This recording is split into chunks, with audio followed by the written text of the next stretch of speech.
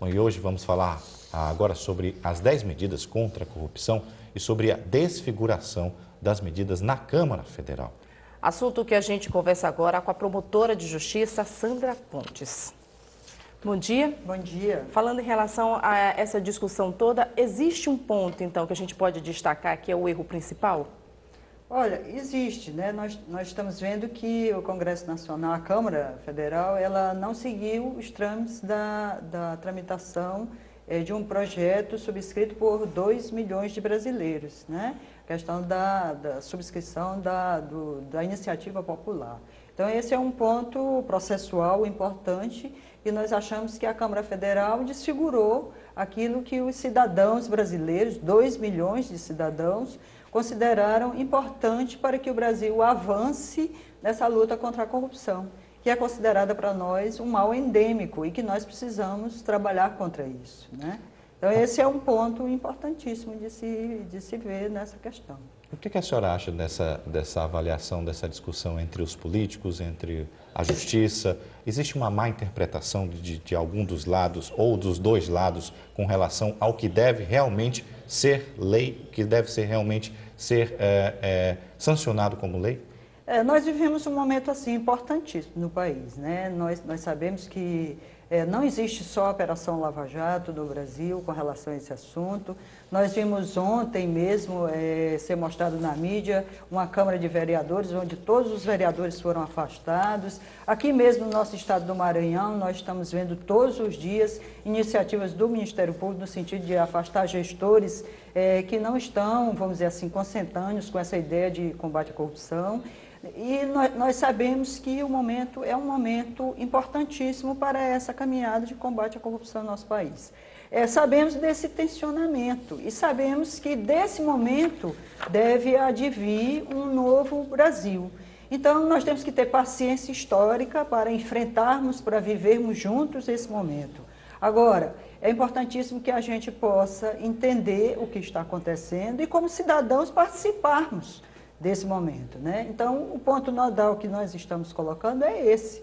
Foi um projeto subscrito por 2 milhões de pessoas. É um projeto que tem na sua essência o quê? O combate à corrupção no Brasil. Nós precisamos ter leis mais céleres, leis que possam atacar o problema na sua essência, diminuir prazos processuais, criminalizar Caixa 2, mas nós vimos o quê na Câmara Federal? Que foi desnaturalizado aquilo que os cidadãos subscreveram.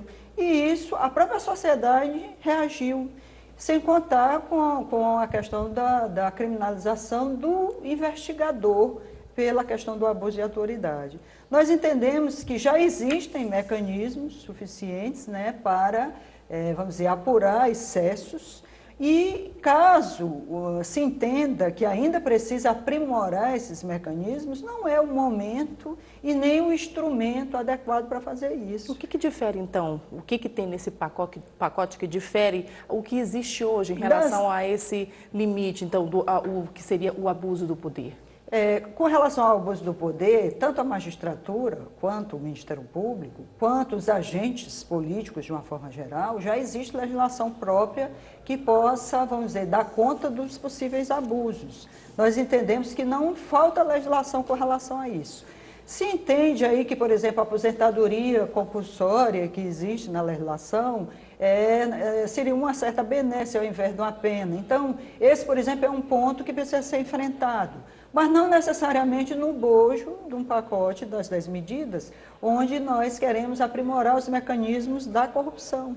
Isso pode ser trabalhado de uma outra forma, num outro momento histórico e de uma forma onde se possa aprofundar isso. Agora, o que nós entendemos é que não poderia ser desnaturalizado um projeto de iniciativa popular com 2 milhões de assinaturas, onde a população pede o quê? Que nós tenhamos mecanismos legais para coibir a corrupção. Bom, nós temos a participação também de organismos internacionais discutindo essa situação, apoiando também a magistratura. E isso é ruim para o país ou isso é bom para o país, essa discussão tão ampla de uma democracia que está meio que abalada aqui? Na verdade, assim, nós entendemos que o nosso ordenamento jurídico, a nossa democracia, ela é sólida o suficiente para comportar até, vamos dizer assim, essas tempestades, né? A participação de organismos internacionais mostra que essa é uma inquietação não só do Brasil, mas do mundo inteiro. E esse processo de aprimoramento da legislação, no sentido de que a corrupção ela tenha mecanismos para coibi-la, não vem sendo passado somente pelo Brasil, mas por outras democracias. Nós sabemos que, por exemplo, a Itália passou por essa experiência e teve também momentos de grande turbulência, inclusive com consequências também, vamos dizer assim, difíceis para, notadamente, aqueles que investigam. E essa experiência também foi muito forte naquele país. Nós entendemos que o Brasil, ao receber, vamos dizer, as críticas, receber a colaboração, inclusive, desses organismos internacionais, nesse momento crítico em que vivemos, não perde, mas pelo contrário, se soma a essa onda, a esse movimento que supera os limites nacionais para se buscar uma legislação melhor no sentido de se coibir a corrupção. E é importante também que cada cidadão procure ver que esse momento também é um momento de reflexão intrafamiliar, intraescolar, no sentido de que nós precisamos formar os nossos filhos, os nossos alunos, já na contramão da corrupção. Não aceitando aquelas corrupções dentro da nossa casa, dentro da nossa escola e formando uma outra cultura, porque assim os nossos políticos futuros já serão, vamos dizer assim, desde pequenos, formados sob uma nova ótica. Sandra Pontes, promotora de justiça, a gente agradece a sua presença aqui no Bom Dia, Guará. Bom dia, obrigado. Eu que agradeço.